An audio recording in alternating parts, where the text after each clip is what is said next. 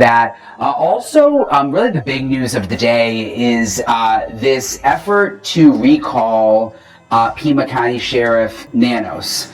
Obviously, there's been a lot of criticism of the sheriff ever since the Nancy Guthrie case came about. And it's interesting, right when I got to Tucson, I realized pretty quickly that there was drama with the sheriff. I mean, there were a lot of people immediately who started contacting me, talking about the sheriff, who didn't like the sheriff, which, you know, sometimes I take with a grain of salt just because there's always politics involved. 46 days. It has been 46 days since 84-year-old Nancy Guthrie vanished from her home, and we still don't have the answers. But while the search continues, a massive storm is brewing right inside the very department leading the investigation. Today, we need to talk about what is happening behind closed doors in Pima County. We're breaking down the shocking new details about Annie Guthrie's car and the real reason it took 40 days to return it. Plus, I'm sitting down with retired FBI agent Maureen O'Connell to discuss a critical piece of evidence left at the crime scene that changes everything. But the biggest question right now, the growing, organized effort to officially remove Sheriff Chris Nanos from power. Why is this happening now, and what does it mean for finding Nancy? Let's get into it. If you've been following this case, you know the frustration is palpable, but this isn't just online chatter anymore. This is serious. A formal recall effort has been launched against Sheriff Nanos. They have 120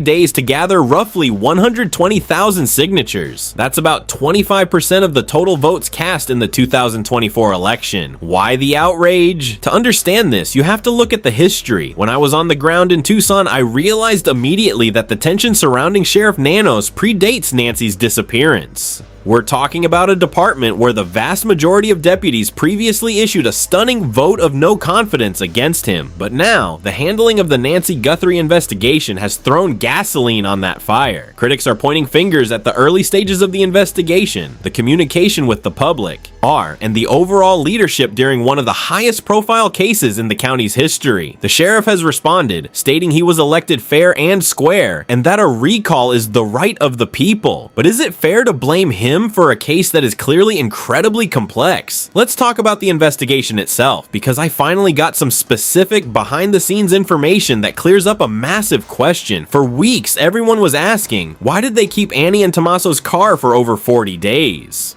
When they took Brian Koberger's car in the Idaho case, they tore it apart, seats out, steering wheel off. But that is not what happened here. According to my sources, the delay wasn't because they were ripping the upholstery apart looking for evidence. It was the electronics.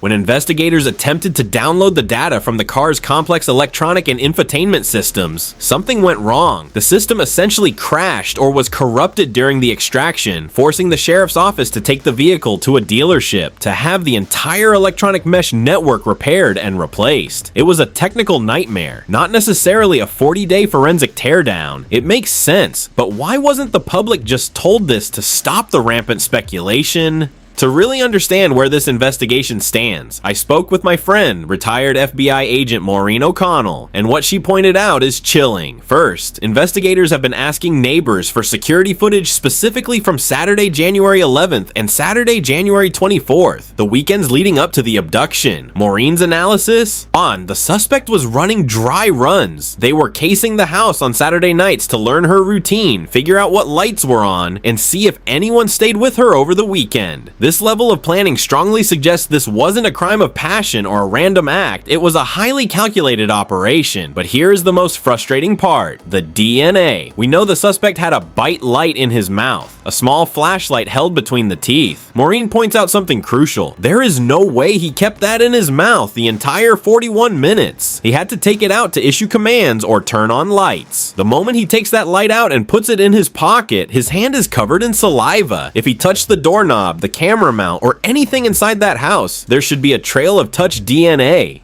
Maureen is shocked we aren't further along with forensic genetic genealogy. Is there a smoking gun piece of evidence from inside the house that law enforcement is keeping totally secret? Or are they truly struggling to find a match? Even with the FBI involved and a task force running like a well-oiled machine, the reality of the situation is grim. As Maureen candidly told me, she believes they will solve this case eventually, perhaps leaning on complex forensics that take months. But she also voiced the fear that many have right now. It may be too late fight for Nancy, and finding her in that vast, unforgiving desert is an immense challenge. This case is far from over, and neither is the political storm surrounding Sheriff Nanos. If they get those 120,000 signatures, we could see a special election right in the middle of this investigation. I want to hear from you guys. Do you think the recall effort against Sheriff Nanos is justified based on how this case has been handled? Or is it a distraction from the search for Nancy? Drop your thoughts in the comments below. Please hit that subscribe button if you haven't already. I am not letting this story go, and I will be bringing you the facts as soon as they break. Thanks for watching, and I'll see you in the next update.